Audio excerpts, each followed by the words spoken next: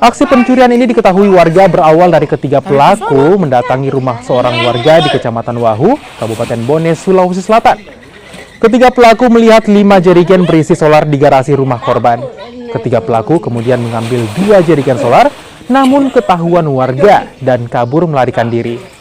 Dikejar warga, 1 dari 3 pelaku tertinggal dan justru tercebur ke dalam sumur yang dikepung warga. Bahkan pelaku nyaris diamuk warga. 1 pelaku kini telah dibawa ke Polres Bone, sementara rekan pelaku masih dalam pencarian. Ada warga yang memergoki dan meneriaki korban sehingga kedua motor ini melarikan diri dan 1 orang ini tidak sempat melarikan diri. Tertinggal ya.